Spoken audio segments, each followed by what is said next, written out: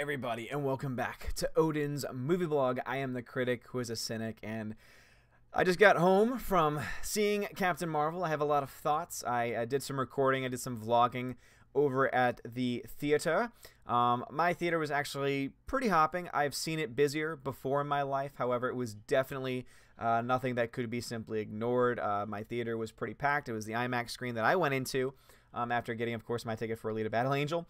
But it got some good receptions from the crowd. A couple of points in the very beginning, and I'll get into that in a second, and also at the very end, where there were even cheers. But, of course, I'm going to get into it. Holy crap, 76 people already here. Hot damn, everybody. What is going on? And yes, we'll be talking about Captain Marvel, my thoughts on Captain Marvel, the spoilers of Captain Marvel, but let's just say hello to all you good people first. Rhaegar Targaryen, it's Odin, what's going on, man? Alan Sparks, what's going on, bud? CT, what is going on? Teresa Martin, what's going on? Tina, yes indeed, I am alive.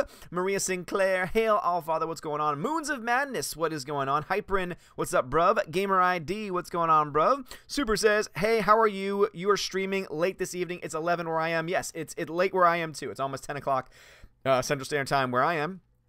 Alex Marquinez says, hey, Odin, how woke was Captain Marvel? I will be getting into that in a second. I just wanted to say hello to everyone. Dion, what's going on? Blasted Heath, what's going on, bro? 100 people already. Hot damn. Well, let me go ahead and just shout out my patrons real quick before getting into the nitty-gritty of my thoughts on Captain Marvel. So, A-Grade Jedi, Adam Shawhan, Dave Bob, Delete System 32, Edward Coleman, Enrique Evangelista, Frank the Tank in the Shawhan, Wiener Dog Clan, Harold Francis, the Hunky Chunky, Funky Monkey, Inflamed Wood, It's a Trap Productions. Hello, my lord. How are thou?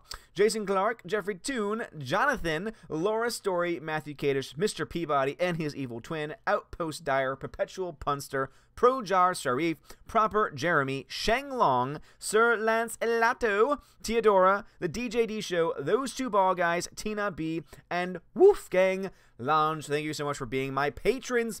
Let's see, Soul Assassin, what's going on, man? Hyperin, nice seeing you. Sorry if I disturbed you from my email, no problem at all. Hyperin, Cassandra, what's going on? Super says, I want to hang for the stream, but I want spoilers. What do I do? Super, but you don't want spoilers? Super, trust me, at this point, the spoilers that I'm going to tell you, I personally do not think have any impact on whether or not you're going to be ready for Endgame or whether you're going to like Endgame. It is strictly a spoiler. Like, seriously, the only thing that's even spoiler talk at this point is what happens in the actual movie itself. And so if you actually care about the movie, if you actually think that knowing just blind before going in, that will somehow lead to a higher enjoyment of the film, then go ahead and, you know, you do you, boo. But at the end of the day, too, we're going to be talking about some spoilers in a second. Jorge Gomez, what's going on? Mitz, Nomer, what's going on? Agro Inc., lay it on us. Hybrid says, let me guess, was it bad? All right, guys, so let's get into this, because I'm not going to be able to do a very long stream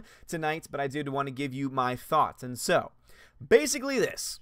The movie is a hot mess. This is something that we already knew about going into it. So basically something that you don't really understand or know or recognize until the very end, until you actually get the credits of the film, is that this movie was written by a crap ton of people. The story, the screenplay, it was split between so many people. And so because of that, my biggest issue with the film, one of my biggest issues with the film, because there's several big issues I have with the film, is the fact that this movie does not know what the hell kind of movie it wants to be. The genres are all over the freaking place. This movie at the very beginning is a typical MCU film. And I was like, all right, great. You know, first 20 minutes or so, I was like, you know what? This isn't half bad. All right, it's a generic MCU film. Yeah, Brie Larson's not the best actress in the world, at least in this role. But you know what? Hey, it's a generic MCU film. I like generic MCU film. But then it decides to go off in very different tangents because there's obviously one of the writers, I don't know which one, but there's obviously a writer in there that wanted to get certain feminist ideas and feminist pushes and feminist Easter eggs, as I like to call it, into the movie itself. Because there are several points where you're just saying to yourself, why would you have it? Let me put it this way. So again, we are getting into some spoilers here, but again, it's really just spoiling things about the actual movie itself, and I'm sorry, but you really shouldn't care about the movie at this point. However, one part, talking about the feminist Easter eggs, there is a part where a man drives up to Brie Larson's character, to Captain Marvel, on a motorcycle, and basically catcalls her. Like, just straight to her face, catcalls her. Something where you're like, all right, this is very forced, because we know that he's catcalling her. We know that this is, like, you know, supposedly something that happens all the time to every single woman ever in history. Now, of course, I'm not trying to say it doesn't happen. I'm not trying to say there aren't some assholes out there that, you know, don't do anything. But what I'm trying to say is that they obviously wanted to have it in the movie because they obviously wanted it to be a major point. The best part about it, though, the part that got me the most, the part that really did show itself clearly to be a feminazi Easter egg, was that she says, or rather he says the words, "How about a smile?" No lie, there is a character in this movie, to Brie Larson, who says, "How about a smile?" Now, I don't know if this part was written before all of the critiques from the trailers came out or not. I have no idea what was happening beforehand, but the fact that that line made it into the movie, the fact that you had this back and forth, and of course, what does she do? You know, she scoffs at him and then steals his motorcycle, and then it's like, oh, she got the upper hand there. But it's just like, oh, really? You had to have that line in there? You knew what that line was going to do. You knew the thought process as that line that was going to bring up. But yeah. So that was one of the many, many feminist Easter eggs that were in it. But let's see. We got a couple super chats. The Price is Right review. Thank you for the $2 super chat. Says, what up, Odin? Price in the house. What's going on, Price? How's it going, man? Alton Foster, thank you for the $5 super chat. Hail, Allfather. I am still working on that for you. I was just listening to World Class BSers, and they had a guy on there talking about Captain Marvel. Okay, awesome. Yeah, I saw that they were going live too, so I'm amazed that we have this many people. So, guys, seriously, thank you. I really do appreciate you being here. So anyway, that was one of the major parts. One of the major issues I had with it was that there were these feminist Easter eggs all throughout the film. So you had the feminist part of it. As I said, the biggest problem, one of the biggest problems is the fact this movie just doesn't know what it wants to be. It's all over the place. So you have the generic MCU writers who are like, all right, we're going to make a generic MCU film. And most fans are going to be like, okay, I like those parts because it was generic MCU. And guess what? That's fine. You know, other people can be critical of it, saying, okay, we've gotten the typical MCU now for the past, 10 years. Let's get something a little bit different. But there is going to be a comfort zone found for people during those parts, during those aspects where we're like, okay, I feel like I'm watching a Marvel film here, and then that's okay. But then there's also this feminist bent to it. There is this underlying undercurrent of feminism that occurs all throughout of it, but not real feminism. Again, feminazism would probably be the more accurate term. And then so you have all those problems going on. And then, of course, you have the acting.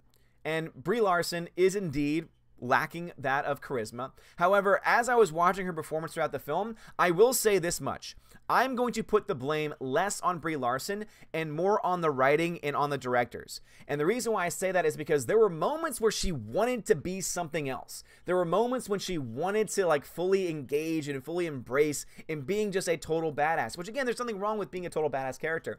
The problem is that she's just so inconsistent with her delivery. She's all over the place. You know, she's giving emotion, but then she's like, I can't show emotion because I've been brainwashed. Like, this is the whole plot, is that basically she's been brainwashed. So in the very beginning, you find out that she does not remember who she is. She has, very limited memory. Of course, you find out that she was actually a human person that got, taken care of or gotten affected by some explosion and somehow became a Kree and somehow became a variety of different things.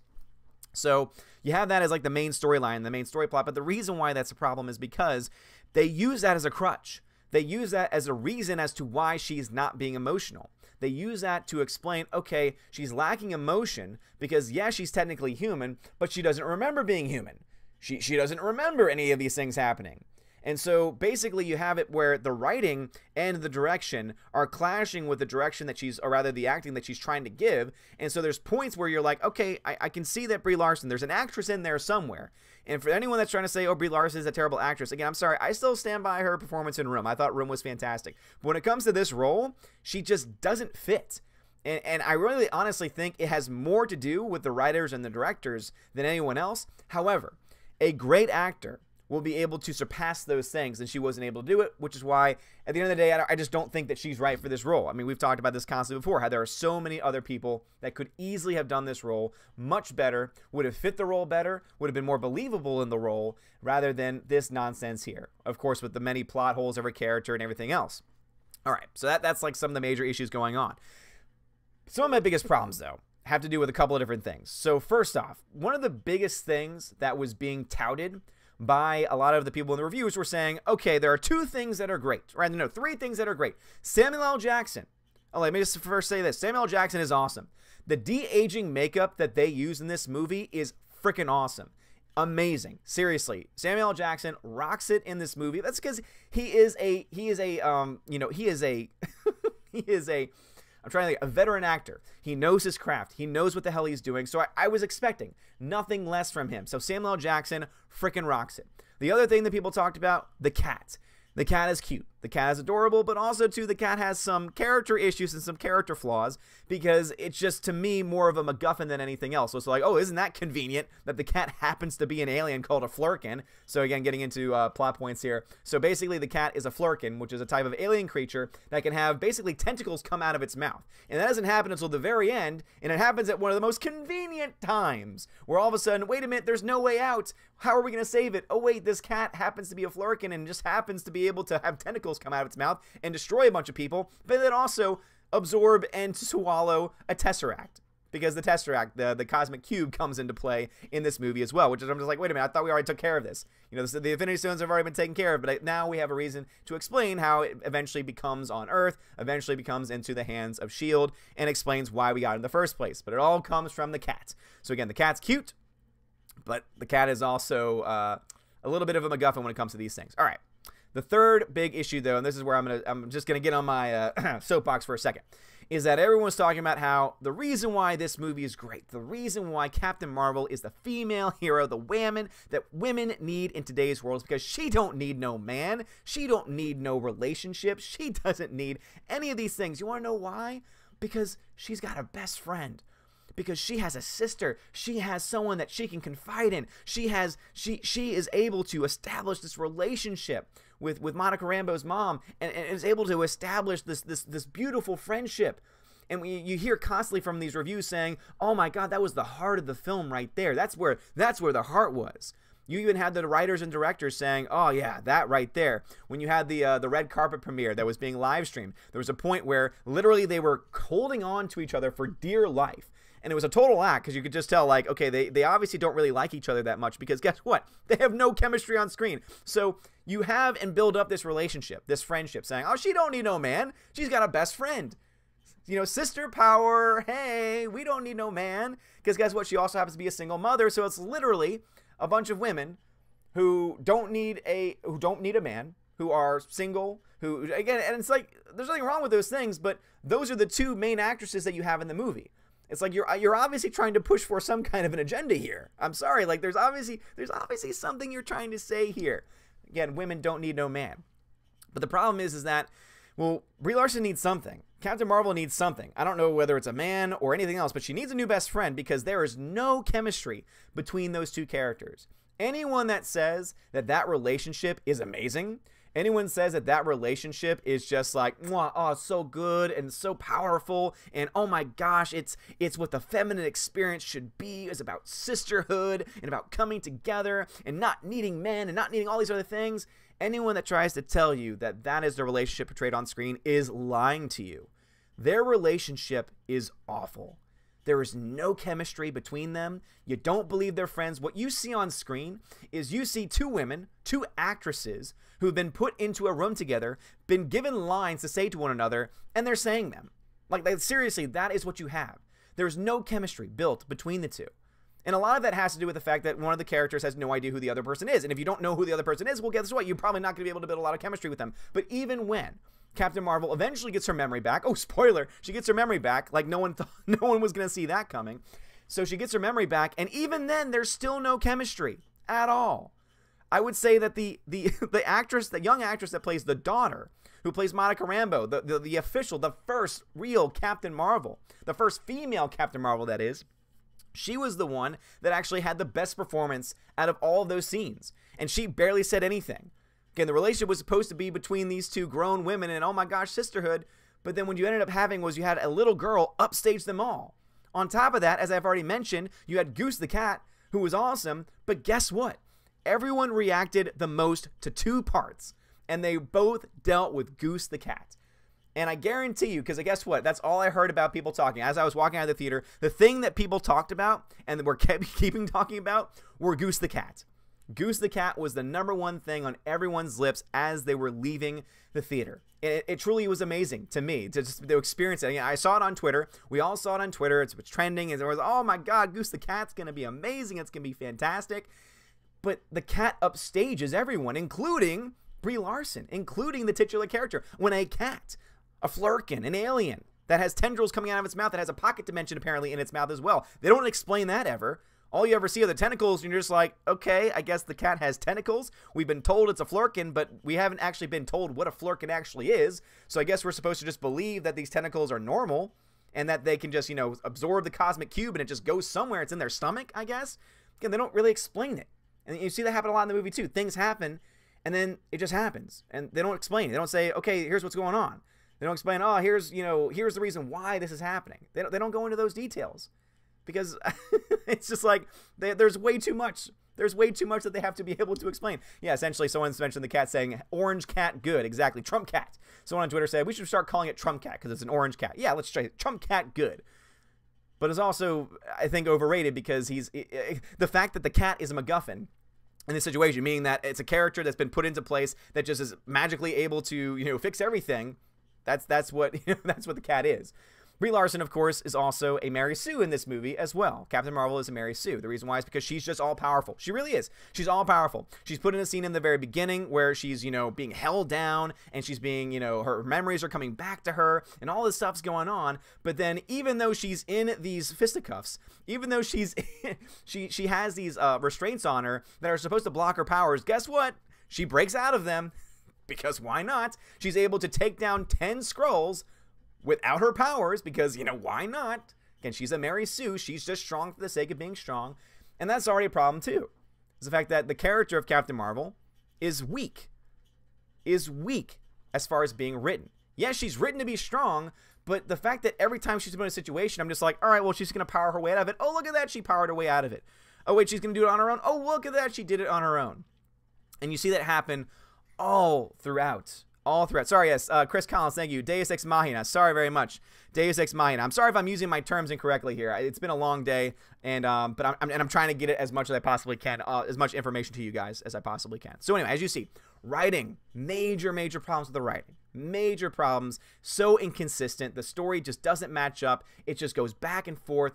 The characters, you know, some of them are kind of cool. Jude Law gives the best performance that he can. Samuel L. Jackson is fantastic as well. The young actress that plays the daughter, plays Monica Rambeau, she's really cool. Again, as a kid goes, as a kid, you know, child actress goes. But that's pretty much all that you have as far as the acting is concerned. You don't really have any powerhouse performances that you know, get you excited.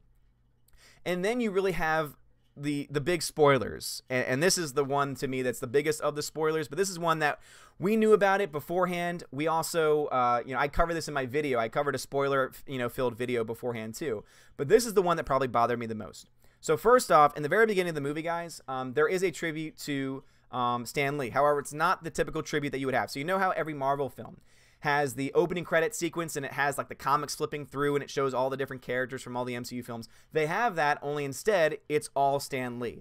It's all Stan Lee's characters, you know, all the cameos that he's played in the movies, other things from his life, other things going on, you know, other times that he was, you know, behind the scenes and stuff like that. And so it's a beautiful tribute. So there's a beautiful tribute to Stan Lee.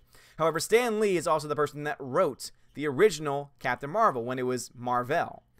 And you have two instances in where basically they decide to crap all over. They crap all over his legacy. They crap all over it.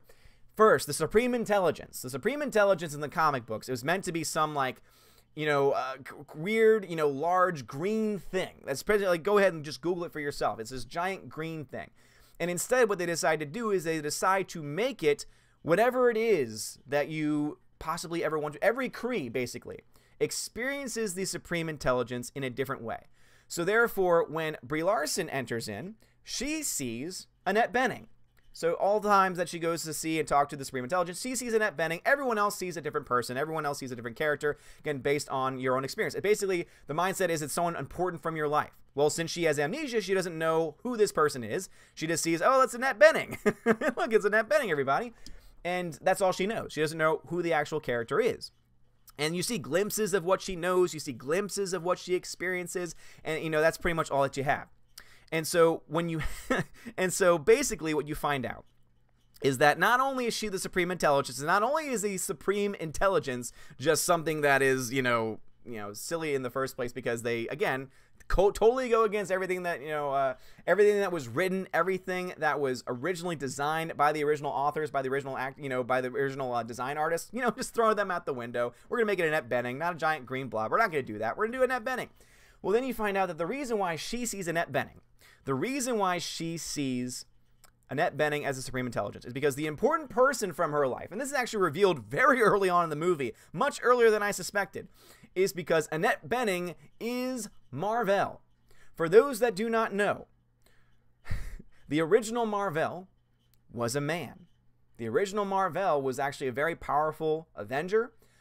He did pretty well in the early times. And of course, Captain Marvel comics, had kind of going back and forth over its history of not ever being the most popular comic out there, but still well known.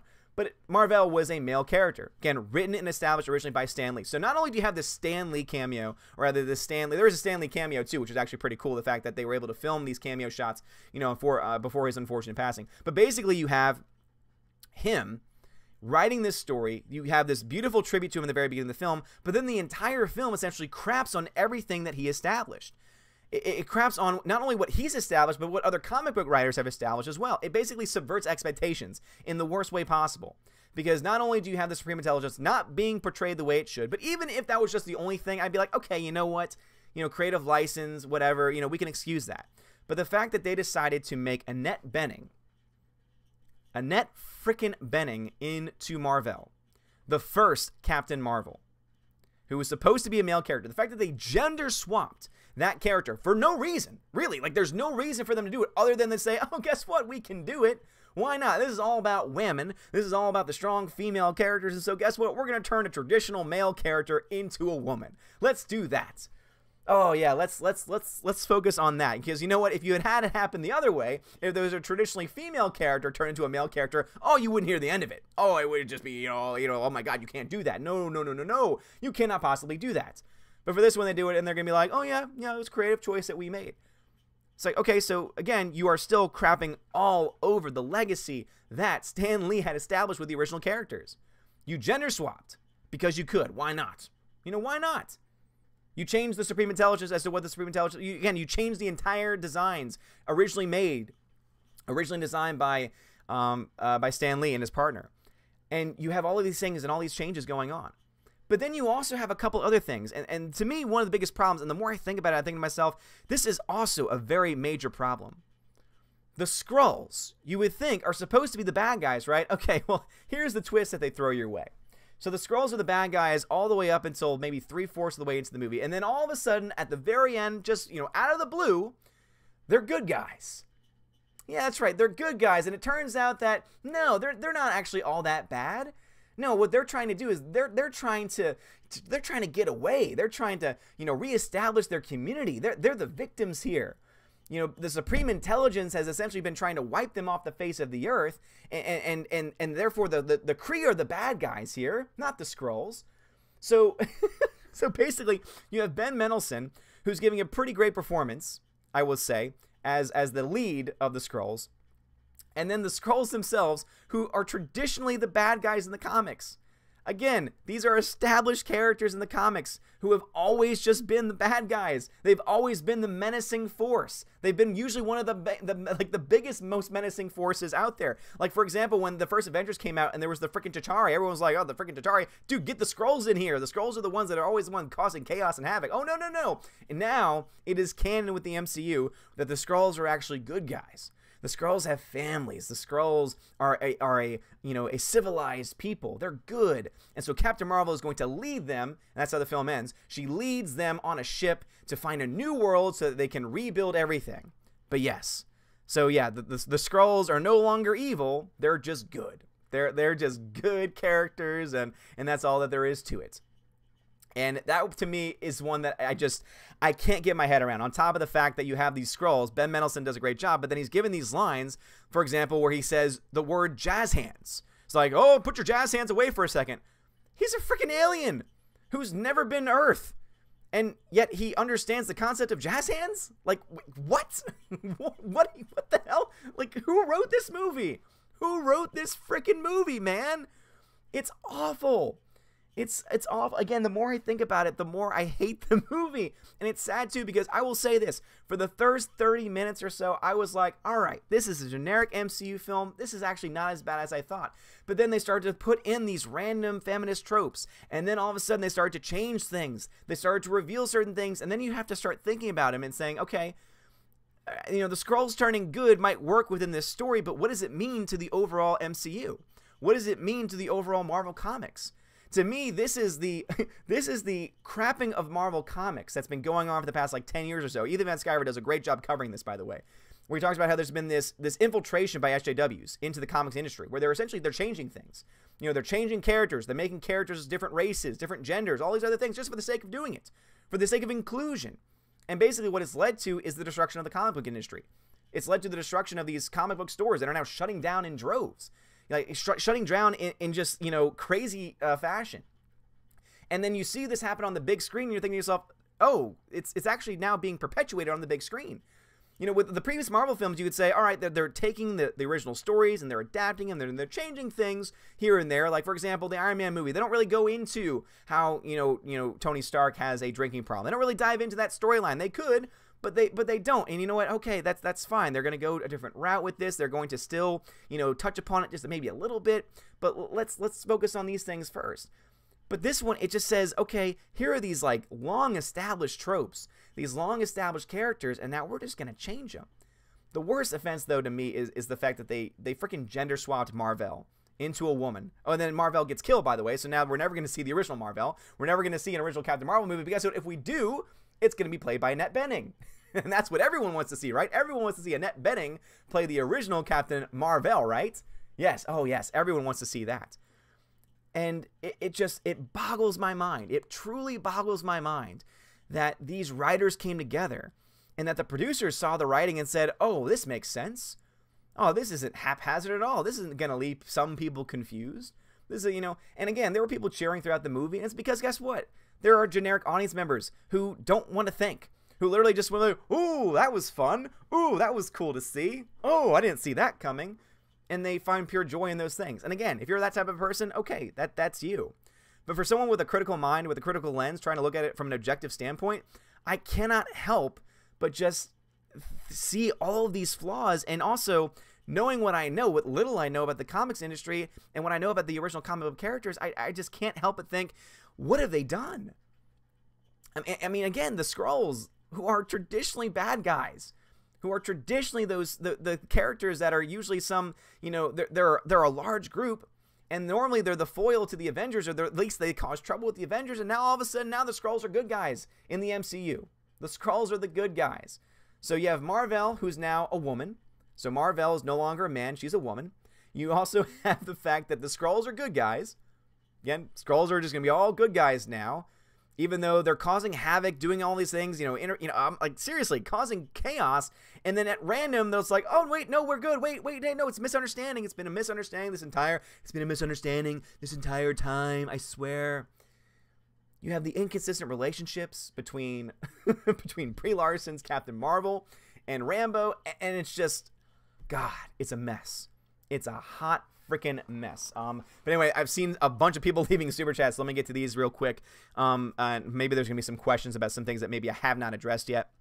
But anyway, so Lethal Lightning, thank you very much for the super chat. Crowded as F in here. Bree sucks. Just gonna say DC makes great non-woke live action movies. Insert troll face. Much love all. Back to work I go. Lethal, thank you very much, man. Now, and again, look to the recent live action films from Aquaman and Wonder Woman, and you'll see very clearly that they are definitely not woke. That they care more about the character building, the story arcs, everything else, and being true as much as they can to the source material. Again, you can make small changes here and there. But when you're making major changes that have a major impact on the entire world that's been built by Marvel Comics, at that point you kind of have to ask yourself, why did you do this? Why is this the movie? Why did you have to release a movie a month before Endgame that's going to not only crap all over the actual Marvel Comics, but then also not really do anything? Like, seriously, guys, this movie does essentially nothing to prepare for the events of Endgame. Spoiler alert. There's nothing. The one mid-credit scene that they have is her just showing up. So another spoiler. the first mid-credit scene that they have. So they have 2 end credit scenes. The last end credit scene is actually just Goose the cat, who's looking cute, but he's CGI because you know he's about to do something that, a normal cat can't do. And what he does is he spits up the Tesseract. So that's what he does. He swallows the Tesseract at some point, and then he throws up the Tesseract. And so basically, that's how you find out, oh, that's how Earth, that's how S.H.I.E.L.D. got the Tesseract, was because it got thrown up by this frickin' Flurkin. So, God. And, oh, man. So, ridiculous. Eddie Gris, thank you very much for the super chat, says, so the cat version of the dog from I Am Number 4 can eat an infinity stone? Banner only joked about doing that. I know, seriously, right? Yep. Can totally swallow it whole. No problem at all. Has it throughout the movie. Has it for several years, in fact, and then, just throws it up. Actually, I don't know. They don't really tell you how much time has passed by that second end credit scene. But yeah, the first mid credit scene. Getting back to that for a second, the first mid credit scene that they have is literally them trying to figure out what this pager means, and then all of a sudden the signal stops, it dies, and so they're trying to get life back into it, and then Captain Marvel's there. End scene. It's like, okay, so we knew Captain Marvel was going to find them. All right, great, thank you for that. And there were people like clapping for it, saying, oh yeah, and I'm like, how did you not see that coming? I didn't even know that there was a mid-credit scene, and I was like, obviously, obviously she's gonna be showing up. And yeah, so bad. Entertainment Hacker, thank you very much for the super chat. Great vlog in the wilderness. Cheers from Tokyo. Thank you very much, Entertainment Hacker. Yes, guys, on the other channel that I have, the Welcome to Asgard channel, I did I just uploaded a vlog for my recent trip to Chattanooga. So if you want to see some stuff from the hiking, looking for internet trolls in the mountains of Chattanooga, go check that out if you want. Omniscient Esquire, thank you very much for the super chat. No message, but thank you, man. Appreciate it. PBN Jamie, thank you for the super chat, says, held down equals oppressed by the patriarchy. Oh my gosh, the patriarchy. Yes, indeed. You're so right about that. Leobardo Garcia, welcome to the channel. Alton Foster, thank you for the super chat. Odin isn't the Flurkin, the beast that the Guardians of the Galaxy fought at the beginning of Volume 2. I don't believe so. There was a squid-like creature. The Flurkin, though, is the actual cat. So the cat is the Flurkin creature itself. Basically, the whole concept, I did some research on this when I found out what a Flurkin was. Basically, a Flurkin is an alien creature that can hold pocket dimensions in its mouth, and therefore, because of those pocket dimensions, can have various things come out of that mouth, which would include things like tentacles, which you see used here. Basically, also, they have a moment where you're like, oh, this was Groot's moment from Guardians of the Galaxy. Just like when Groot, grows his hands out and destroys everyone, the Flurkin, at one point also, tentacles out, destroys everyone. You're like, okay, that's been done before. Nice to see that y'all are, recycling these old concepts. Marvel fan, thank you very much for the $20 super chat. I won't see it primarily because of marketing her as the most powerful character in the MCU, a complete insult to any Hulk or Thor fan, and decades of Marvel canon. Oh, no, I agree. And she is a Mary Sue. Throughout the entire movie, she's able to overcome everything with basically small, little, very little struggle all throughout. Very little struggle all throughout. But yeah, she's the most powerful. She's so OP. At one point in time, all right, here's another part. Because again, I just came from it, so there's a lot of things out there. At another point in time, you have a series of Kree warships from Rowan the Accuser. Rowan the Accuser makes an appearance, and his appearance is totally wasted. So you have a de-aged Rowan the Accuser, and you have all of these Kree warships, and they shoot a bunch of just bombs essentially to destroy Earth. And not only is Captain Marvel able to destroy all of the bombs at once, because, guess what reasons? Because she can, she's so OP. She then goes and destroys an entire Kree warship just by flying through it. Yep.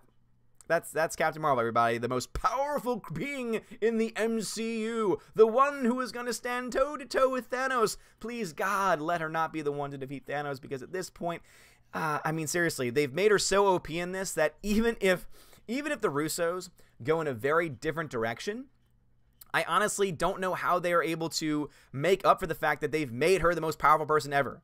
If she can destroy entire ships on her own, if she can defeat anyone without even breaking a sweat, then how is she going to possibly have any issues with Thanos? I just, again, they've kind of written themselves into a corner by bringing this character onto the big screen. Laura, thank you very much for the super chat, says, welcome home. Thanks for the movie breakdown. No problem at all. Thank you for being here. Elder Maxon says, so Captain Marvel is DBZ Goku's Torian powers. Yes, seriously. No, you're absolutely right, Elder. Like, seriously. And there's even a Super Saiyan moment where her hair is going up and it's yellow and everything. Her eyes are glowing. It's like, oh my god, so this is DBZ. Okay. This is the DBZ movie that no one ever asked for. So thank you for that, Marvel. ICT Vinny, welcome to the channel. And Shotaro, welcome to the channel as well. Okay. So another big spoiler, another big thing that's also revealed in this movie. So two things. First, how did Nick Fury lose his eye? Was it from some explosion? Was it from some epic battle? No. Nick Fury loses his eye because he loved his cat. He loved his Flurkin so much that at one point at the very end of the movie, he gets scratched by the cat. And that's how he loses his eye. No joke. No joke. Nick Fury loses his eye.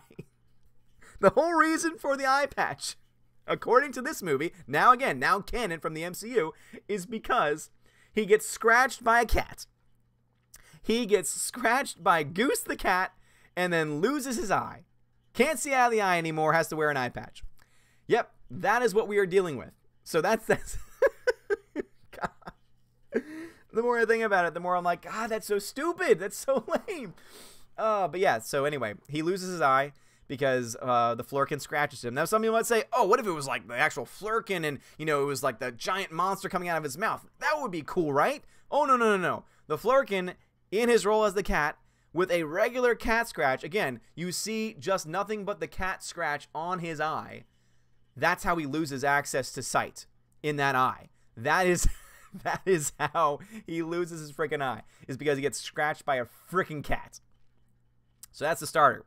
So as you see him sitting on the computer, and he's writing up saying, oh yeah, the superhero initiative is like the first thing he has up there. And he's trying to figure out, okay, how do I go? Where do I go from here? How do I, you know, bring this up? How do I, we need to do something. There's these super power people. We've just met the most powerful person in the entire universe. According to the MCU now, the most powerful person ever. We need to do something. We need to find more people like this. We need to be able to protect ourselves from the Skrulls, who could be bad guys, but then they turn out to be good guys in the end. We need to protect ourselves from these things. And so, of course, he's charting the Avengers Initiative. Well, then you find out, where did the Avengers get their name from? Not just because, oh, Avengers makes sense. Oh, no. It's Nick Fury sitting at his computer, and he's eyeing through some documents, and he finds a picture of Carol Danvers, you know, on the plane, on her fighter pilot jet. And on the side of that jet is a name, and it's Carol the Avenger Danvers. Yes. So, the name of the Avengers comes from the fact that on the side of Carol Danvers' fighter jet, from when she was a human, all of that comes together. So the entire Avengers name itself comes from. Now the entire Avengers universe has now been forever changed. Basically, to me, this is very much reminiscent of the of you finding out that L337 is now in the Millennium Falcon. You know, when EVS started calling it the Millennium Flamingo. Like, seriously, that is how that's what this has now done. Because now anytime that you hear the Avengers going forward, my mind is immediately going to go to, oh, wait a minute, that's right, that was named after Captain Marvel. That was named after Carol freaking Danvers. Not when she was the badass, all-powerful person, but when she was just the female fighter pilot called the Avenger. That was her nickname. As a fighter pilot, the Avenger. Oh, guess what? Nick Fury's like, oh, guess what? That's a good name. Well, the Avengers Initiative. So the entire Avengers Initiative got its name from Carol Danvers. Yep. Which is hilarious to me, because now also, and then again, there's a lot of problems with canon that have now been brought about by this film, because you have a certain movie now, just with the MCU, because let's just ignore how much they've just destroyed the comics side of things. But now you have a real canonical issue, because there's a movie in the MCU called Captain America: The First Avenger. Only now we know that that's not actually the case, because the name Avenger itself came from Carol Danvers, who by proxy is the first Avenger. In fact, remember that poster that everyone was freaking out about that was saying before the Avengers there was Captain Marvel, there was Carol Danvers. Well, now we know that, oh, before the Avengers were a thing, there was the Avenger, Carol Danvers. And so you have the first Avenger, who is actually no longer the first Avenger. So what do? Do they retcon that title? They say, oh, okay, we're going to go back, and Captain Marvel, the first Avenger, will no longer be called Captain America, the first Avenger. Now we're going to change the name because now we have to.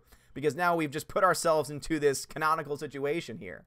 So yeah, the Avengers name comes from the fact that Carol Danvers flew a jet, and her nickname was the Avenger. Yep, that's where you get it from. And of course, as I just mentioned, Nick Fury loses his eye because he gets scratched by a freaking cat. Goose the cat is the one that scratches up his eye and makes him no longer able to see. Yep, this is what we're dealing with now. We're not just dealing with a movie that really shouldn't be coming out at this point. Seriously, it's March.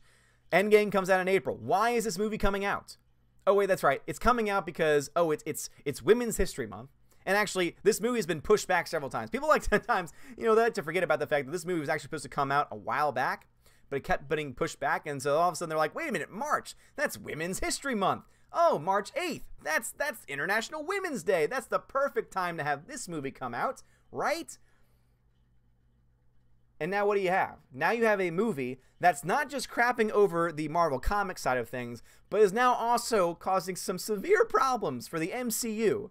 Canonical problems for the MCU in the future. God, things are looking awful. Things are looking so bad. Let's see. ICT Vinny, welcome to the channel. Shotaro, welcome to the channel. KS Wheels, thank you very much for the super chat. Says they microtransactioned a 99 overall character. Yep, pretty much there.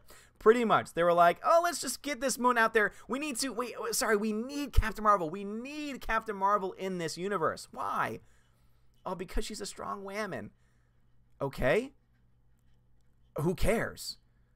Like, seriously, oh, that's your reason for bringing it in? Oh, she's a strong woman. We need her in there. No.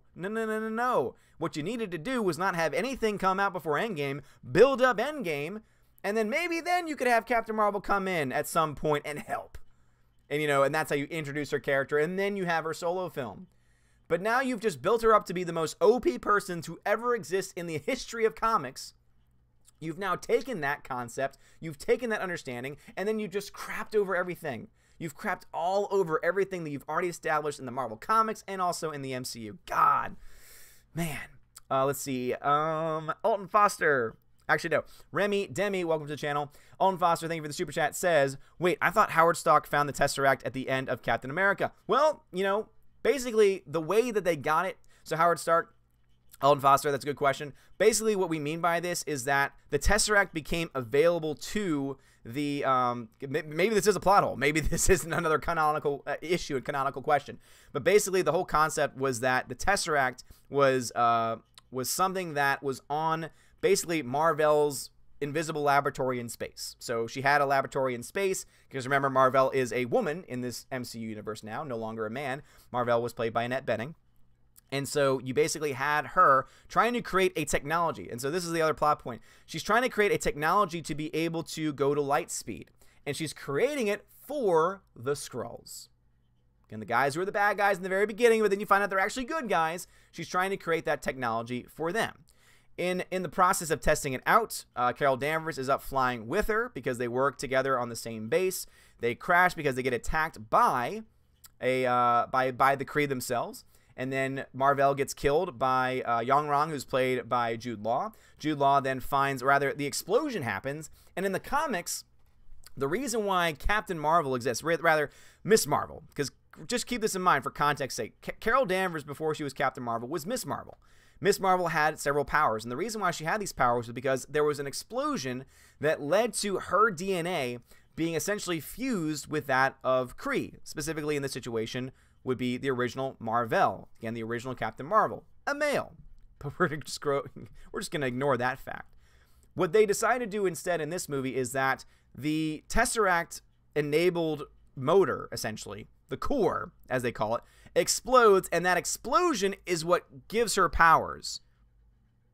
Okay, so the explosion is what gives her power. So it has nothing to do with her being Kree at all. In fact, it has everything to do with the fact that this explosion is what gives her the powers in the first place. So then she passes out, and so Yang-Rong then takes her and at one point gives her a blood transfusion to give her green blood. So basically she becomes part Kree only because of the blood transfusion, but even that doesn't make any damn sense because her blood changes colors during the explosion. But you're thinking to yourself, okay, wait a minute, this whole core is based off the Tesseract. And yet, how does that make her at all even part Kree? It doesn't work. It doesn't make any sense. Again, it's a broken narrative. It is so broken. There are so many plot holes, and it's ridiculous, guys. Let's see. 80s Nostalgia Guy, thank you for the super chat, says, is Kathleen Kennedy in charge of Marvel now? It seems that way, doesn't it? It really does seem that way. Gilkey reviews movies and talks about life. What's up, Gilkey? Thank you for the super chat. What did you think about the tribute to Stan Lee at the beginning? I thought it was great. It was probably the best part of the movie, to be honest. The Stan Lee tribute was great. It was beautiful. However, the movie that followed crapped all over his legacy. The fact that you had someone use his Twitter account, the fact that this man's died, and that they're still going to send out tweets from that account disgusts me. And the fact that today, I think it was today, or it was either today or yesterday, they had someone go into Stan Lee's Twitter account and tweet something in support of Captain Marvel just is disgusting. Because they're literally using a dead man's legacy to try and promote this movie. And this movie craps all over that legacy. Seriously, craps all over it. By making crap up, breaking canon, crapping all over the comic books and everything that came before, crapping all over the original Captain Marvel. Now we're never going to have a Marvel, because Marvel is played by Annette Bening, and Annette Bening is killed in the movie. And if they decide to bring that character back, it's going to be played by Annette Bening, and not by an actual male character.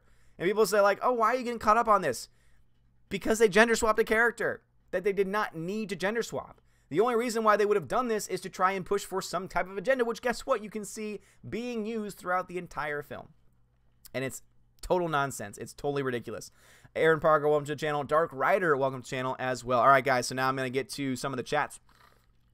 Septerm Gaming says, did Brie Larson point the middle finger to Stan Lee? Not physically, but I would say the writers of the movie, the writers and directors and producers, they're the ones that gave the biggest middle finger. Because the actors, at the end of the day, they just deal with the script in front of them. They deal with the story that's in front of them, but they don't control it. You know, obviously they control their performances, so Brie Larson definitely has some issues being able to convey several emotions. But I also, again, as I said from the very beginning, I blame the writers and the directors a lot more than Brie Larson, because she's the one that's been given this script that's all over the place. That's a total and tonal mess, and she's got to figure out what to do with it. And she's like, all right, so I'm happy now, I'm not happy now, I don't know what to feel, and wait a minute, I don't remember, so can I have feelings? And just, I imagine it must have been hell to be on set being like, I don't know what to do. Either that, or she was just like, okay, I'll just do whatever you tell me to stand here and say it this way, I'll say it that way. And that's what I have a feeling probably ended up happening. So I do blame her to an extent, because she's shown herself to not be the right person for this role. And she shows that consistently throughout. But definitely more so the fault of the writers and the directors for doing that. Tina says, give that pup a belly rub. Oh my goodness, she is totally upside down. I'm not going to do that because that would wake her up. But that is adorable. Thank you for pointing that out, Tina. Appreciate it. Let's see. Dark Detective says, will this movie have legs? Dark Detective, it's really hard to say, because we don't have any box office numbers yet. What I can gather, though, what I can assume is that this is going to, because it's a generic MCU film, and just to guys to let y'all know my grade, I let the grade be known on Twitter. Even with all of that, and this can easily change, I'm at a C-. I'm like between a D+ and a C- for this movie, because there are a couple of things that I think are really good. Again, Samuel L. Jackson is fantastic in this role. The makeup department deserves an Oscar. Seriously, the makeup department for this movie is top-notch. Because from what I've been told, it's actually not as much CGI as it is actual de-aging makeup that they use in order to make Samuel L. Jackson and Phil Coulson look younger. And what's amazing to me is that it looks freaking flawless, man. Like, seriously, he looks like he would have looked in the 90s. It's beautiful to see. But also the Skrulls, despite their character issues, look awesome. The Skrulls look awesome because guess what? They use makeup and practical effects. And because of that, I have to give kudos to the makeup department. They did an excellent job. But as far as is the movie going to have legs, it really is just going to depend, because I honestly think that this movie is such a mess that it's just going to have that generic MCU type run, where it's going to make maybe between like $500–600 million. I don't see this movie being that $350 million opening that everyone's been telling us about, that this movie's going to make, you know, like $200 million in China and be gigantic and huge. I just don't see that happening. Because, yeah, the pre-sales were great. I have a lot of footage, and I'm going to put this up on one of the channels. I did some vlogging of my experience showing the parking lot, showing the inside. There were a lot of people there. So the opening night, the Thursday night showings, the Thursday night numbers are going to look really good. My question is, how many people are actually going to show up between Friday and Sunday, who are actually going to show up to support the movie, who did not just pre-buy tickets? Because pre-sales only tell you a part of the story. They do not account for the people who actually buy tickets on the day. Because guess what, guys? As many people as there were who had bought tickets in advance, so many more were still buying tickets for the other showings.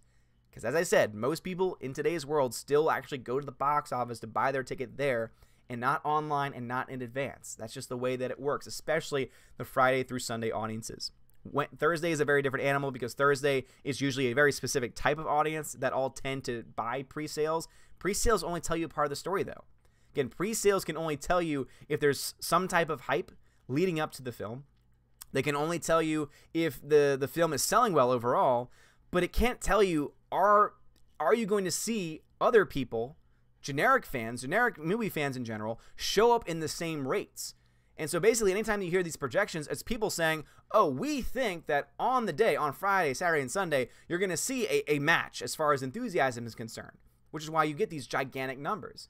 But there's really no way to prove that. Solo was a great example. Solo did very well in the pre-sales, and everything was looking very good in the pre-sales for Solo, but then people didn't show up on the day. And then guess what happened? Then you had just this entire, catastrophic failure that lost $200 million. Now, I don't think that Captain Marvel is going to go through the same thing because Solo was in a very special situation. It was coming out 5 months after The Last Jedi. The Last Jedi broke the Star Wars fandom. Solo was a movie that people didn't want in the first place. Captain Marvel only checks off a couple of those boxes. This is the movie that no one was really asking for, to be perfectly honest. Most people, especially comic book fans, were not really asking for this movie. Didn't really care for this movie. Didn't really want it in the first place. So you already have that factor going for it. And then you have the whole Brie Larson stuff. If we're going out of the way trying to say, I don't care what some white dude has to say about all these things. Or a TSA agent smiled at me and asked me for dinner. This is my burden that I have to bear.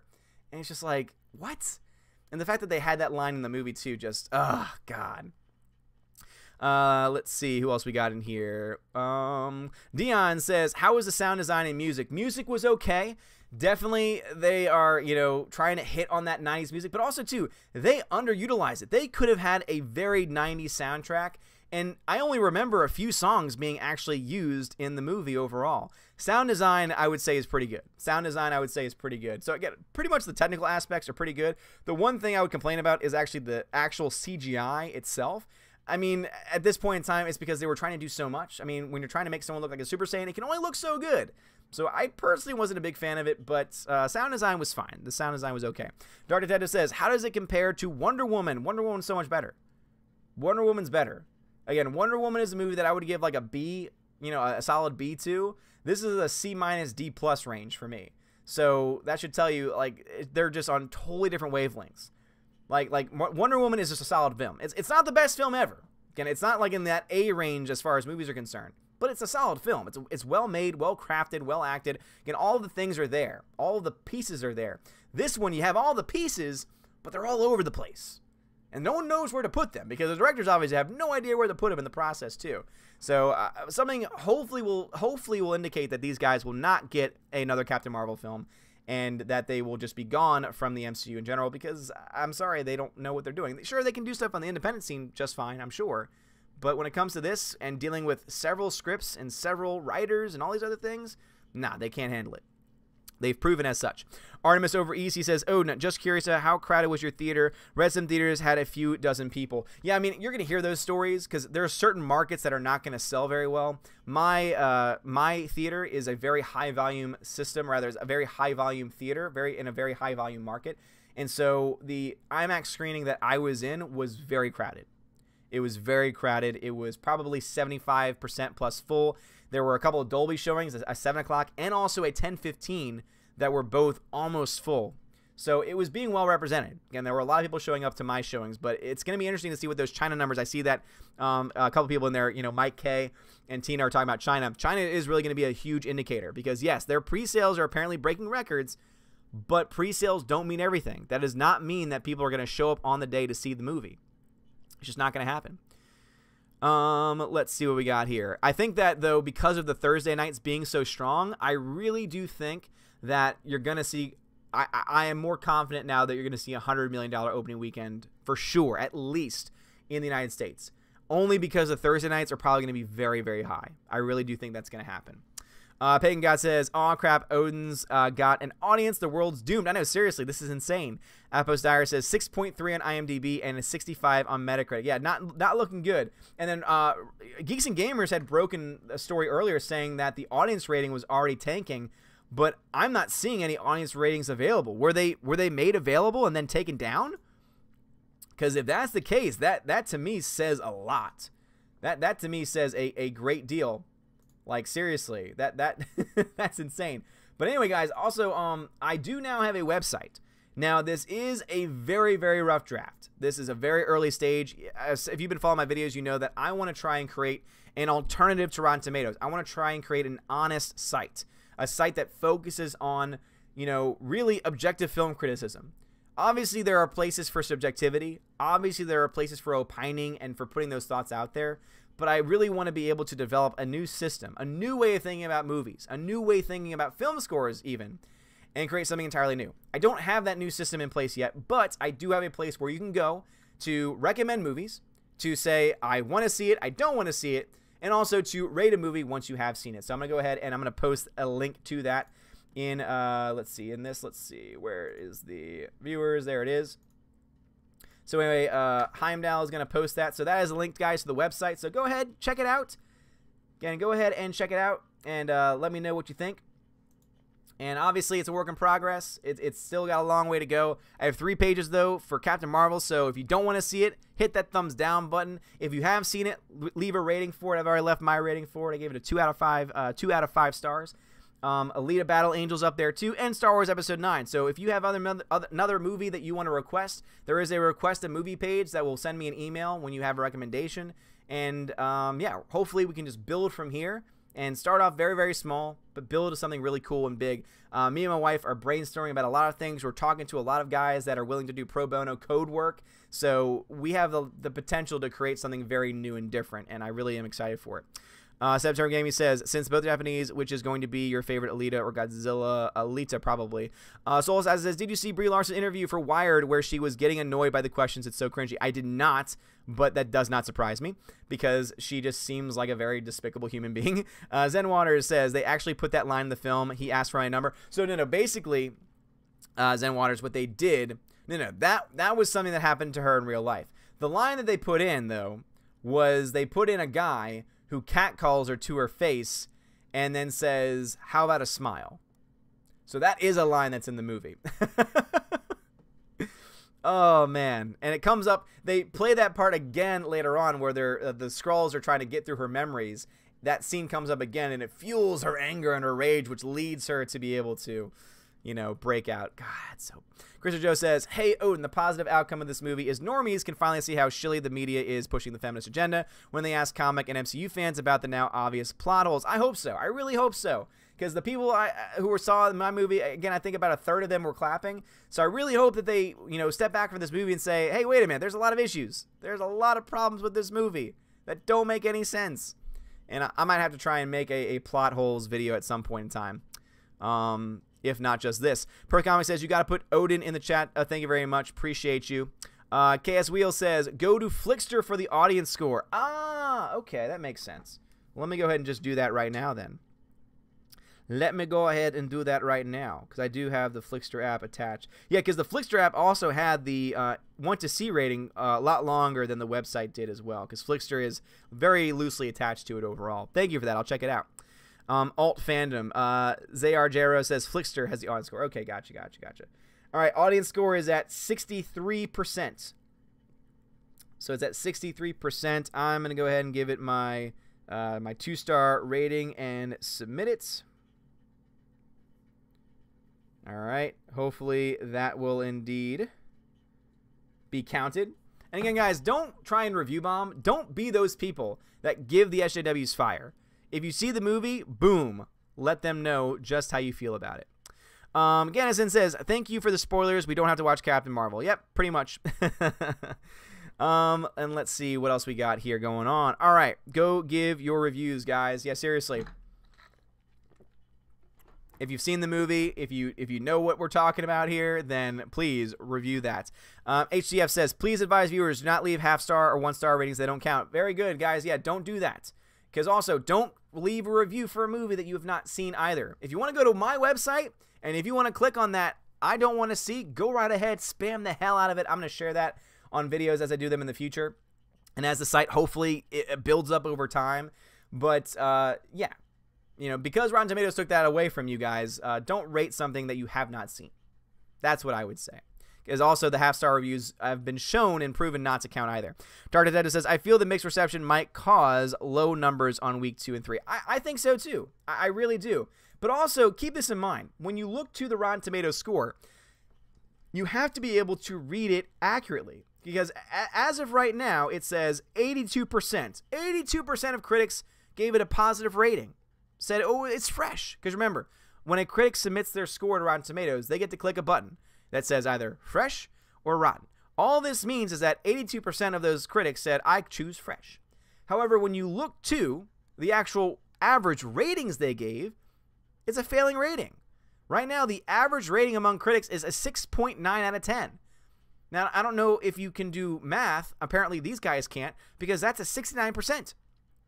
Last time I checked, a 69% is not good. Is not a good thing. That is a failing grade. If you go to top critics, it drops to 63% of the top critics think it's fresh, and then the score drops to a 62%. Like, these are not good scores. And yet, everyone's looking at the tomato meter. Basically, and also, I showed this in a video the other day. What you also have is you have certain critics that in the past have left certain scores for certain movies. And when they left a score on that first movie, let's say they gave a 2 out of 5 to one movie. They said, oh, that's a rotten score. But then they gave a 2 out of 5 for Captain Marvel, and guess what? They said it's a fresh score. So you have critics who are essentially shilling, who are essentially just making things up, saying, oh, even though I'm giving this a low score, I'm still going to click the fresh button because I don't want to feed the internet trolls out there.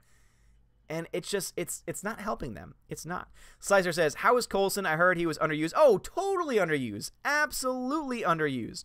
And I heard he was, did she really blast Arnie, but not Jamie in the True Lies cutout? Yes. Oh my God. Thank you, Slicer. That's right. As I said, there are several, because I'm missing several. There are several, like, hidden feminist Easter eggs. Thank you, Slicer. So at another point in the movie, when she falls into the Blockbuster, she freaks out and thinks she sees somebody in the store. It's actually a poster for True Lies. And whose head does she blow off? Arnold Schwarzenegger. That's right. She blows the man's head off and then leaves Jamie Lee Curtis perfectly fine. Yep. As I said, there's these tiny little things in there you're like, oh, I see what you're doing there. I see what you're doing there. God. And yeah. So many feminist hints in there. It's awful. Let's see. Jeff. Ruther says, why was Alita being blocked from being rated 5 stars on Rotten Tomatoes? I don't know if it was necessarily being blocked. I do know that they do vet scores. When a certain movie is getting a high volume of ratings, they start to vet them, meaning that they don't just let the reviews go live right away. Because I gave a very high score to Alita, and mine, after a couple of days, went through. Basically, it's just their way of trying to stop people from just spamming it with fake accounts and fake reviews. But at the same time, too, it keeps actual reviews from being put out there. So I think that's the reason why. Septerm Gaming, do you think Godzilla will make Captain Marvel go down? Okay, I'm not going to do these anymore. ZR says, do you see Tyrone Magnus pre-review reaction? No, I did not. Elder Maxon says, what was the numbers of Ant-Man and the Wasp? I believe it was in the $600 to $700 million range. Last time I checked, pretty sure the first one was like in the $400 million, the $400 to $500 million range. So the second one did better than the first one did, but I suspect that Captain Marvel will probably fall into something very similar there. Dark Detective says Captain Marvel got a certified tag pretty quickly. Well, to be fair to Rotten Tomatoes, they do say that a certified rating is given once a certain number or a certain percentage of critics give a certain score, which, you know, is going to be guaranteed when it's a movie like this. But it is interesting to see how that number is constantly dropping. It's so funny that the tomato meter score, the certified fresh rating, will go up, but the critics rating has been going consistently down.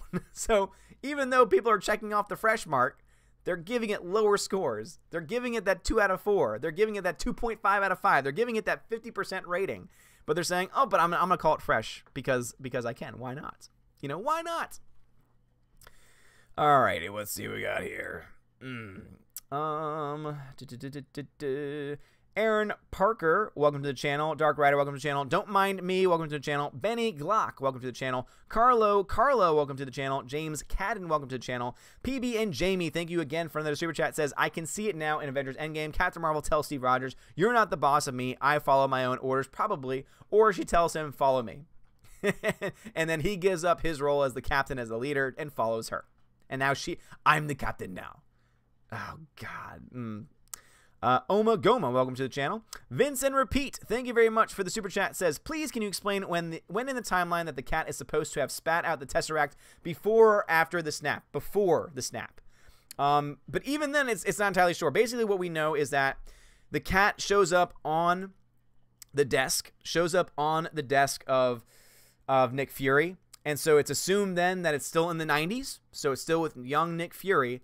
And coughs it up on his desk, and that is how S.H.I.E.L.D. gets a hold of it in the first place. So that's how they explain it. So the Tesseract is received by S.H.I.E.L.D. because a freaking cat swallowed it and then spat it back up.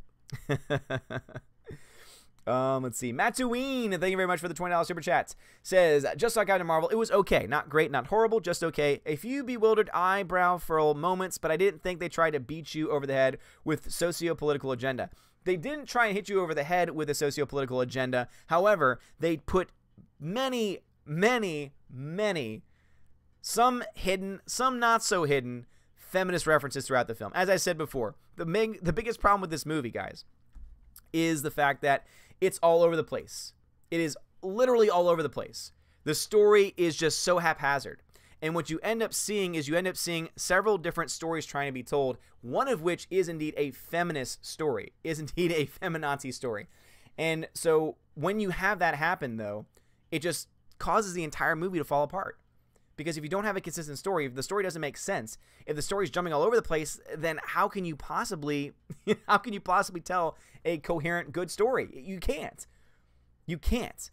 And as you say, you know, Mattuine, I appreciate your thoughts on this. And yes, it doesn't hit you over the head nonstop with like, I'm a woman, and women's rights. They don't do that. But there are several feminazi moments. And some of them are obvious, some of them not so much. Jeremy Smurf, thank you for the super chat, says, Happy International Women's Day, Eastern Standard Time. No thank you. Jason Winterton, welcome to the channel. Hockey Dog Player, welcome to the channel. And Churchboy0487, also welcome to the channel. Let's see. Steve Glasser, welcome to the, says, what's up? What's going on, bruv? Dark Detective says, did you see that Suicide Squad roster? I did. Again, I'm not a comics guy, so I didn't recognize a lot of those people. I did not recognize a lot of the names that were being mentioned. But I do like this rumor of Idris Elba coming in to play Deathshot, right? Deathstroke. No. I'm screwing up the names. Because as I said, I'm not a comics guy. I'm a movie guy. But Idris Elba is awesome, so I'm excited to see him in there. Corey Ren, what's going on? He says, great to see you, buddy. I love your live streams. I'm arriving late to the party. What did you think about Captain Marvel? C-, D+ is where I'm at right now, and I've said way too much about the movie to be able to reiterate all of the things that I've said so far. Let's see. Jake75 says, Odin the SJWs wants a gay superhero of the MCU and using one of the heroes from the Eternals to be the first one. Yeah, Jake75, this is the reason why I have a problem with it. It's not that I have a problem with a gay superhero. The problem that I have is that they're going to take a character that already in the canon of the MCU, or rather in the canon of the Marvel Comics universe, was not gay and then turn him gay. I have a problem with that. Just like I have a huge problem with the fact that they turned Marvel, who is a man, into a woman. I have a big problem with that. But I also have a big problem with someone who is not gay in the comics, that they just automatically turn gay. It's just like during the Beauty and the Beast live action.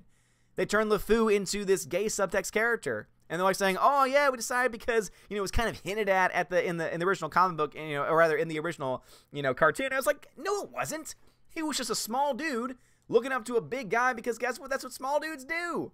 There was no homoerotic relationship between the two, and guess what they did in the movie? They're like, oh, maybe he's gay. Oh, isn't that great?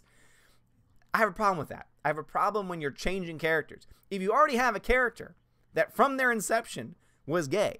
Okay, that's one thing. You know, that's one thing. If that's something that you think you can make a lot of money off of and you can tell a good story about, okay, great, fine, whatever. You know, do what you gotta do. But don't just turn characters gay that aren't. Like, that I have a problem with. Just like turning a character that's a man into a woman for no reason. Planet Rez says, I would say the fact that it releases on National Women's Day is telling on what it's going for. Oh, and just look to the marketing. The marketing did not hide the direction that this film wanted to go in. And it's obvious to me that whoever was behind the marketing of this film was also the same person who was behind probably the feminist agenda that is in the movie. As I said, there are like 5 different story arcs, 5 different people writing this story, and they all have their different agendas. And then they have several people who also came together to put the screenplay together, and they all have their different agendas. And so what you're left with is just an agenda-filled mess that is just doesn't work. Just does not work at all.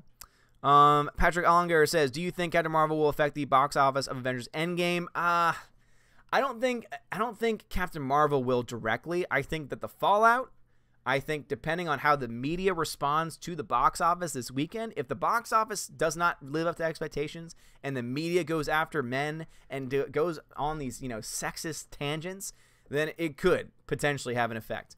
But if they instead just talk about the facts, if they instead just focus on, okay, the movie didn't do well, and it's because of these reasons, and, they say sensible, which, yeah, because they're sensible, right? Then at that time, you might see it affect the box office numbers. But the movie itself, I don't think will directly have an impact. Someone said Iceman. There you go. Yeah, but say Iceman originally was straight, and then they made Iceman gay. Exactly, that was in the comics. So Iceman was originally a straight character, and they turned him gay. Again, I have a huge problem with that. Also, that is one of the many reasons why Soul Assassin, that's one of the many reasons why the Marvel Comics industry is failing. Because you had a bunch of these SJWs coming in, changing characters, making characters that were white, black, making characters that were men, women, making characters that were straight, gay. And the comics readers were like, what the hell is this? This what? No, shut the hell up. That's what Captain Marvel's pushing for. That's what the movie's pushing for overall. Let's see. The Joe Show. What's going on, man? What's going on? The Danger says Captain Marvel was actually at the same quality as Phase 2 and 3. Are people finally seeing the movie for what it is just now because it breathes politics and finally stop F? Yeah, I don't know. I hope that they wake up to it. I hope that the general audiences are able to say, all right, this movie is not really that great, and why is this coming out a month before Endgame? This doesn't make any sense. As I said before, there really are no direct tie-ins other than Captain Marvel just showing up at the end of the first post-credit scene. It's like, okay, you didn't have to do that at all. You could have done that in Ant-Man and the Wasp. You could have done that at the very beginning of Endgame. You didn't need to make an entire movie to justify this one end. Like, seriously. It does not. Everyone's saying, like, oh, it's building up the cosmic, oh, they're going to bring the Eternals in. It builds up the cosmic thought process and the cosmic universe, and it sets up for future projects. No, it doesn't. All it does is turn a group that has historically in the comics always been the bad guys into all of a sudden the good guys with a really bad story to boot. And a cat who is a flurkin who has... Yep. Oh, yes. Zenwater says, agreed about changing characters. I used to complain when they would draw Jubilee as Caucasian. She's Chinese. But I will also complain when they changed white, male, straight characters. No, seriously, like, create a new character. If you can create a strong new character, people are not going to care about their race, gender, or sexual orientation. The main point is that you have to create a strong character. Like, seriously. And, full stop. Strong character. Leave it at that. Nothing else. Nothing more. Let's see what we got here. Hockey Dog Player, thank you very much for the super chat, says, is anyone else disappointed at how Nick lost his eye? It's so stupid. He lost his eye. Nick Fury, guys, for anyone that's just joining. Nick Fury lost his eye because he got scratched by a cat. Oh, but it wasn't a cat, it was a flurkin. Okay, the flurkin is a cat, again, in the body of a cat, and all the cat did was scratch his face. And apparently it was strong enough to make him go blind in the eye, and that's how he loses his eye. Is by being scratched by a cat. Yep. The Avengers. How do they get their name? How did that name come up with? Oh, wait a minute. Something that you did not need to explain. This is how it is like Solo. They were explaining things that you never needed to know about. Oh, where did he get his dice from? Oh, where did this come from? No one cares. Oh, his last name. I wonder where he got his last name from. Oh, you have no family. Well, I guess that makes you Solo. This one it's like, I'm trying to come up with the name of this initiative. I can't think of a really good word. Oh, wait a minute. Oh, wait. Carol Danvers. Oh, what do we have here? Oh, her plane. She was known as the Avenger. That was her name. Oh, the Avengers Initiative. So stupid. So stupid. So stupid. Nick Fury. Dave Ross says Nick Fury. That's awesome. But anyway, K-Sals, welcome to the channel. Planet Rez, welcome to the channel. Joseph Amukun, thank you very much for the super chat. What does Rotten Tomatoes mean when they say that the audience score as the percentage of users who have rated this movie 3.5 stars or higher? So what that means is that, let me just pull up for a movie that it actually has that score live for, because they're not live yet on the actual official website. So Alita Battle Angel. So that means that 94%. So right now, Alita Battle Angel's at 94% of Rotten Tomatoes. What that means is that 94% of audiences gave the movie a 3.5 or higher. So when they say 94% of audiences liked it, it just means that a like rating is 3.5 or higher for the audience rating, is how they figure that out. Which is interesting, because that is a much higher standard than what the so-called professional critics are given. Because for them, all they need to do is click whether or not they think the movie is fresh or rotten, and it doesn't matter what score they give it. They can give this movie a 1 out of 4. They can say, oh, I still think it's fresh. But the audience, the audiences are held to a higher standard than the critics, guys.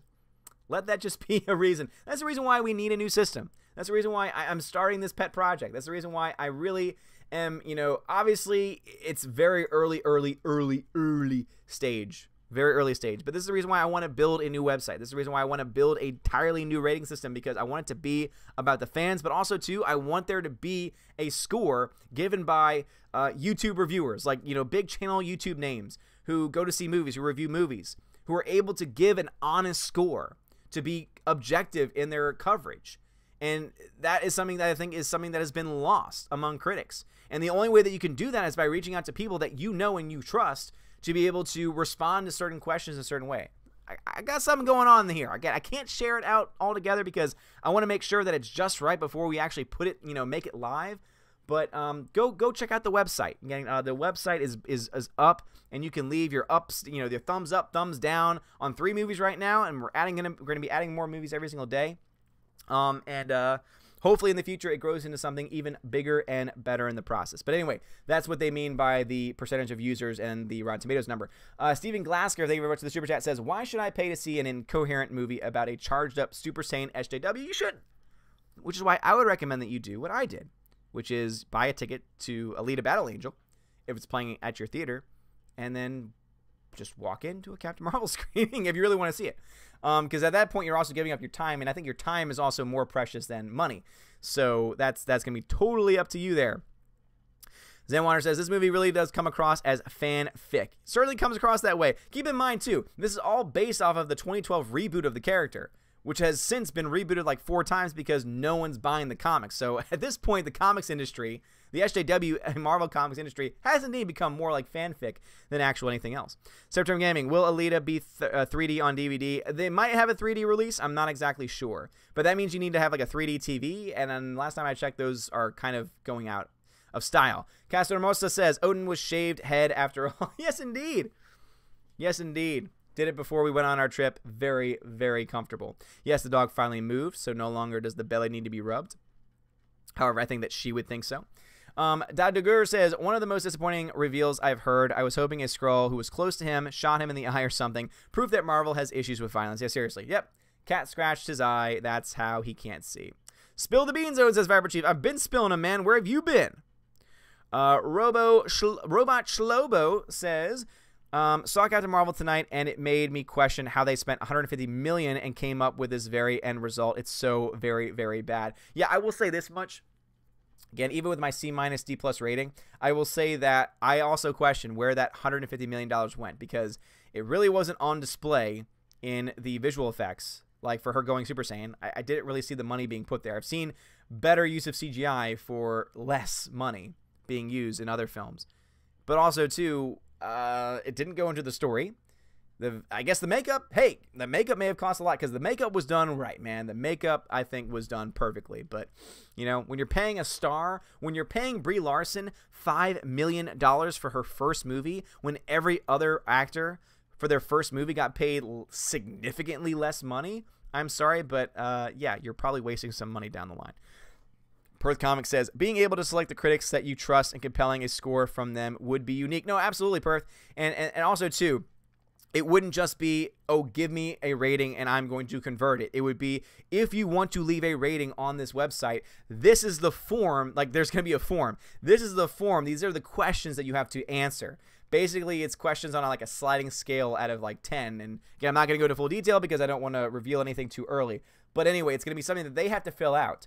And the whole point of it is to get a truly objective standpoint and take on a movie. Before any subjective word has been written, it's going to be a score that's going to represent that. We don't have that yet. That is yet to come. I'm going to try and show you guys what it might look like in the future. But at this point, I'm still keeping it kind of close to the chest. Peabody says, are you going to call your rating the odometer? No. Right now, the website's just called OMB Reviews. That's not what the end result plan that I have for this website, because I want it to be beyond just Odin's Vlog. I want it to be beyond just this community. This community is great, and this community is awesome. It's only by this community that we're going to be able to build upon this. But at the same time, too, I want this to be able to something that's going to transcend this community. I really, honestly, I have so much belief and faith and desire to bring this about. I want to change the game. I want to change the entire game. It's going to take a lot of time. It's going to take a lot of patience and mind from me, and a lot of help. Not just from people, you know, who have knowledge in coding. For those who have reached out to me, thank you so much. It really does mean a lot to all those that have been offering pro bono to be able to code for the website and everything.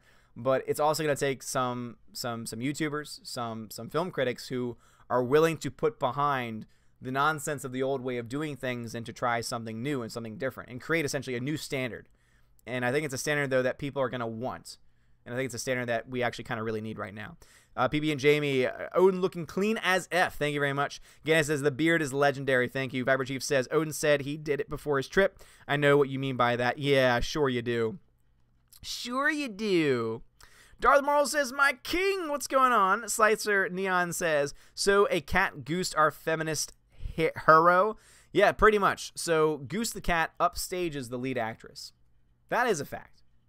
That is a fact. More people are going to talk about, and they already have been, about Goose the cat than about Brie Larson's Captain Marvel. And I think that's a big problem. That's what you've seen a lot of reviews saying, yeah, she just wasn't anything special. She was a generic actress that could have been played by a vast number of people, better by a vast number of people on top of that. But Goose the cat upstages them all.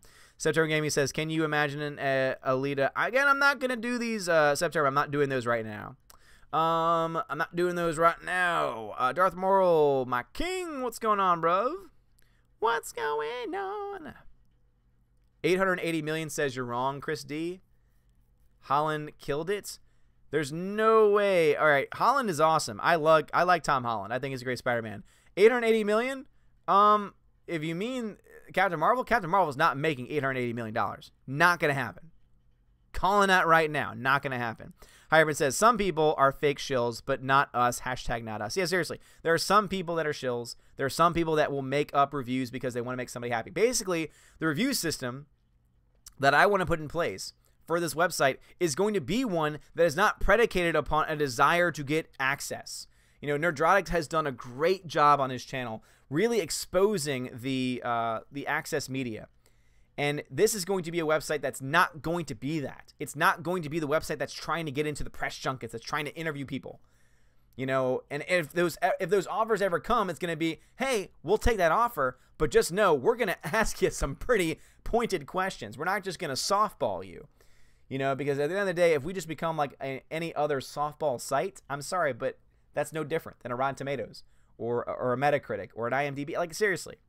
You know, all those different websites, they all have their you know, people who interview, and they all have their access and everything like that. I don't care about that stuff. Okay, is that stuff cool? Would it be cool to be invited to see a movie first? Yeah, absolutely. But only if they understand and realize that if the movie sucks, I'm going to crap all over it. If the movie's good, I'm going to praise it. But instead now, it's like they expect to get good reviews, and you see that happen a lot. It's awful.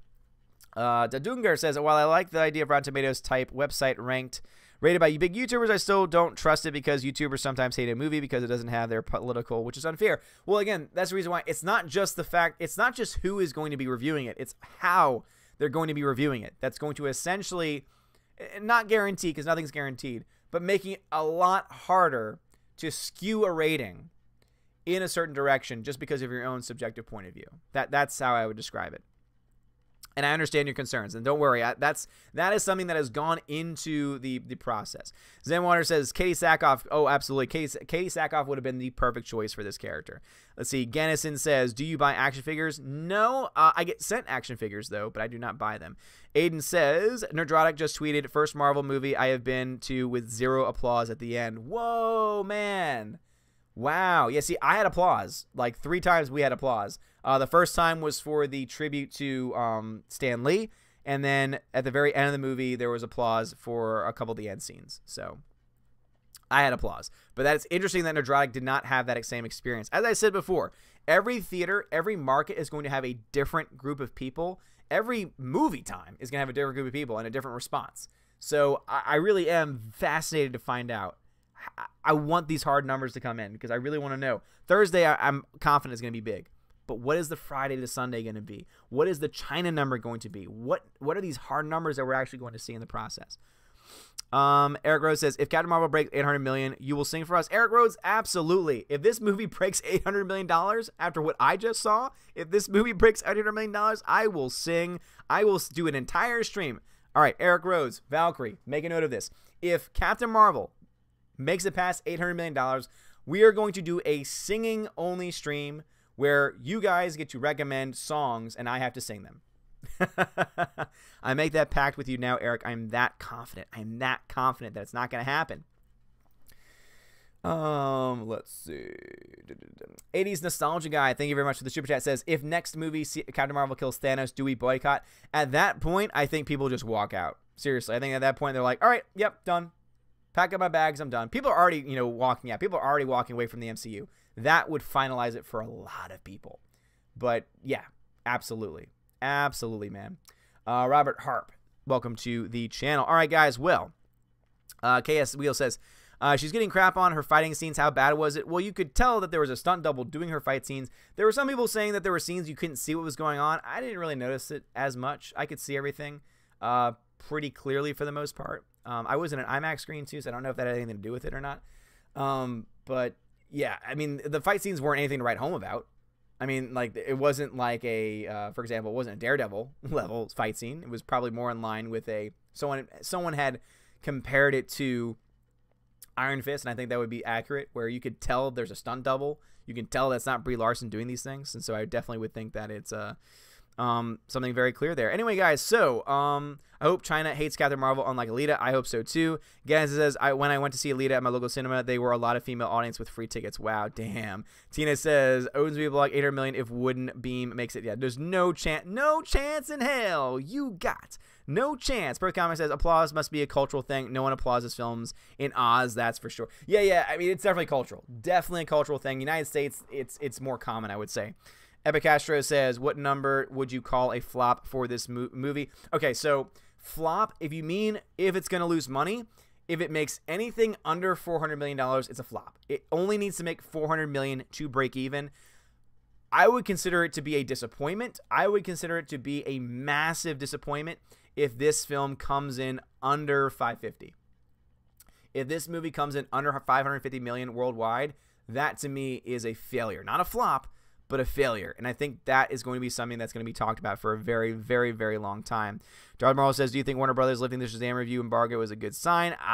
Who knows? Shinfield says, you might have already talked about this, but news is already out that Bob Iger's not happy with Captain Marvel and Cheese Larson. Again, that's all rumors and speculation, so that's why I have not covered it, because I honestly don't know if that's the truth or not. Guys, I'm trying to wrap things up. Hyra says, question, ever seen Stranger Things? Love it, love it, love it. A. Marquez, Odin saw a tweet where it made a $14 million in one night. I don't know where that is. Aiden Viggory says, so I guess Brie Larson's not winning an Oscar for this. Definitely not. Tina says, Valkyrie gone. Hey, I'm Tina. I'm right there behind you. Anyway, guys, Valkyrie is gone. I'm going to be heading out to patrons. I love you. I shouted you out at the very beginning of the stream. I've already gone way too long for the stream in the first place. I gotta rest my throat. I am tired. Guys, the fact that there are still 433 people in here, guys, you are so freaking awesome. I believe that Nerdrotic, if you have not subscribed to Nerdrotic's channel, please go check him out. He's a good guy. He is on the ball. He is fantastic. I want to say he also was planning on going live. I want to say that he was planning on doing a live stream after seeing the movie. So apparently he tweeted out recently that he had finished it. So look out for him. He should be going live. I assume going live soon. I don't know if he's going live today or if he's going to be going live tomorrow. Or what's going to happen, but if you want to talk about this a little bit more, you can do that. Also, you can go over to the Discord channel. Someone who's in the Discord can help you out with that, give you a link to it. And also, guys, go check out the website. Let me know your thoughts on it. Send me some feedback, and also too, put your ratings out there. If you saw Captain Marvel, let your rating be heard. If you have not seen it and you don't want to see it, put that thumbs down. Guess what? There is an interested, not interested section on my website. Go check it out for that movie. We're going to be adding more movies as the days go by. Viper Chief, have a good one. Gannison, have a good one. Peabody, have a good one. Septerm Gaming, you have a good one. Outpost Dyer, you have a good one as well. Guys, seriously, you're all amazing, beautiful people. Also, Robert Hart, welcome to the channel. And Alves Geo, welcome to the channel. Seriously, this has been phenomenal. The fact that we had almost 600 people in here at one point is insane to me. So before you guys leave, though, one last thing, drop a like button. Seriously, this is the most people I've had in any stream, I think, ever. So thank you for being there for an impromptu stream that I wasn't even sure I was going to make to in the first place. Thank you for being here. Thank you to all the people that donated tonight and all the people that subscribed tonight. This is amazing. And I am truly humbled by all of this. And don't forget, Captain Marvel has explained that Nick Fury lost his eye because he got scratched by a cat, which is just the stupidest thing ever. And the Avengers got their name because the nickname for Carol Danvers, Jet, was the Avenger, among many, many other things. And also, Brie Larson at one point in the movie is called, how about a smile? How about a smile? How about a smile, Brie? I hope you're offended. Ah, man. Anyway, thank you so much for watching. As I said, C-, D+ movie. Not worth your time, I would say. But, of course, you can make up your own minds for yourselves. Thank you so much for watching. Have a wonderful night. And as always, God bless. I hate to leave. I wish it was earlier so that I didn't have to leave, because I don't ever want to leave 400 people in the lurch. But thank you, guys. Again, please leave a like button. Dion, man, I don't think I shouted you out the first time, but Dion was also a patron member too. So Dion, thank you for being a patron member. I already shouted out the other patrons out there. I'm not doing the patron shout outs at the very end of the stream because my voice cannot handle it. Have a good night, guys. All right, peace.